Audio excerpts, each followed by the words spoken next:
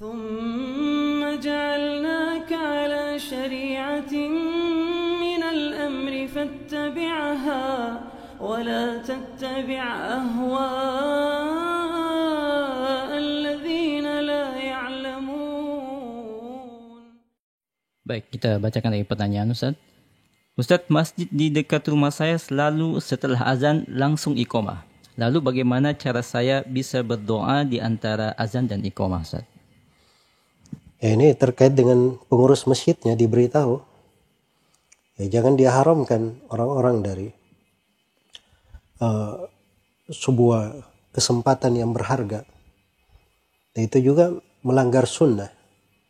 Umumnya di masyarakat kita itu yang begitu adzan, selepas adzan langsung qomat, itu biasanya di sholat maghrib. Karena mereka anggap bahwa sholat maghrib ini pendek waktunya. Dan itu keliru ya. Bagi para ulama yang memandang bahwa sholat maghrib itu cuma punya satu waktu, mereka juga memberikan penjelasan bahwa satu waktu itu waktu yang cukup untuk berwudu, bisa sholat sunnah, kemudian dia sholat maghrib. Begitu mereka terangkan. Iya. Dan sunnah Nabi SAW memutuskan di dalam hal itu. Diriwayatkan oleh Al-Bukhari dan Muslim dari Abdullah bin Mughaffal radhiyallahu anhu, Rasulullah SAW bersabda, baina kulli adanaini raka'atani liman syaa. Antara adzan dan qamat ada 2 rakaat bagi siapa yang berkehendak, dan bagi siapa yang berkehendak. Dan diriwayatkan oleh Imam Al-Bukhari dari Anas bin Malik radhiyallahu anhu, bahwa para sahabat itu begitu terdengar adzan maghrib mereka ke masjid, begitu muadzin selesai sholat maka ya batadiruna ila sawari, mereka bersegera menuju ke tiang-tiang, yaitu bersegera menuju ke tiang-tiang untuk sholat sunnah, yaitu berjalan di tengah para sahabat. Karena itu keliru kalau ada yang habis adzan langsung dia melakukan qomat. Belum lagi antara adzan dan qomat itu salah satu dari tempat doa itu mustajabah. Karena itu disebut oleh banyak ulama, di antaranya Syekhul Islam Ibn Taimiyah rahimahullah. Pertanyaan, yang mana yang lebih afdal? Membaca Al-Quran antara adzan dan qomat atau berdoa? Maka jawabannya adalah berdoa. Ya, itu yang paling afdal, sebab itu waktunya. Adapun membaca Al-Quran bisa dibaca di waktu yang lain. Semoga Allah Subhanahu wa taala memberi taufik kepada semuanya. Baik, ada penelpon berikutnya. Halo.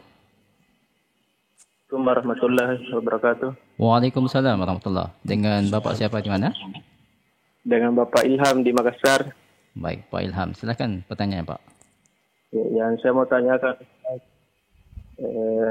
apabila sholat 2 rakaat bersama imam, terus imamnya duduk tawarruk, sedangkan makmumnya duduk iftirash, apakah bagaimana itu hukumnya?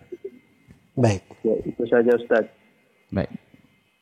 Jadi kita ada kondisi imamnya duduk tawarruk, itu duduk seperti tahiyat terakhir, sedangkan makmum di belakangnya duduk iftirash, duduk seperti tasyahud awal. Ini kadang terjadi pada sholat subuh ya, pada sholat 2 rakaat. Karena itu memang ada silang pendapat di tengah para ulama.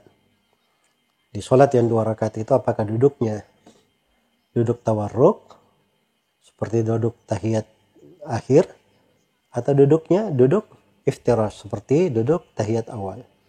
Ini 2 pendapat di tengah para ulama di 4 madhab. Dan yang lebih dekatnya wallahu alam bahwa duduknya adalah duduk iftirash. Ya, berdasarkan hadits Wa'il bin Hujr riwayat Imam Ahmad dan selainnya, kata beliau, kana Nabi sallallahu alaihi wasallam idza jalasa fi raka'ataini nasaba rijlahu al-yumna wa jalasa 'ala al-yusra. Adalah Nabi sallallahu alaihi wasallam apabila beliau duduk pada salat yang 2 rakaat, beliau tancapkan kaki kanannya dan beliau duduk di atas kaki kirinya. Dan ini kaifiat duduk tasyahud pertama. Nah, itu yang lebih kuatnya.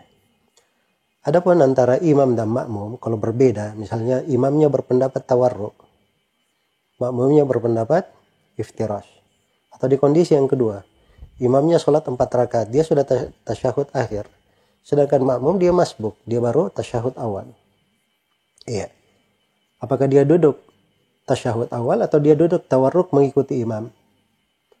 Mengikuti imam. Nah, di sini kaidah umum yang menyelesaikan masalah ini itu harus dipahami bahwa kaifiat duduk itu bukan bagian yang imam mesti diikuti di situ. Karena Nabi SAW ketika bersabda, "Innama ju'ilal imamu liutamma bih," imam itu dijadikan untuk diikuti, itu dalam hal-hal yang zahir. Misalnya imam berdiri, makmum harus berdiri. Imam sujud, makmum harus sujud. Imam duduk, makmum harus duduk. Tapi imam bagaimana kaifiat duduknya, itu tidak nampak, tidak kelihatan. Iya. Karena itu kalau imam misalnya bacaan rukuknya, Subuhun Quddus Rabbul Malaikati Warruh, ya, sedangkan makmumnya membaca Subhana Rabbiyal Azim, misalnya Subhana Rabbiyal A'la, itu tidak kelihatan perbedaan. Dan itu boleh saja berbeda pada hal yang tidak kelihatan. Iya. Pada hal yang tidak kelihatan. Ya Wallahu ta'ala alam.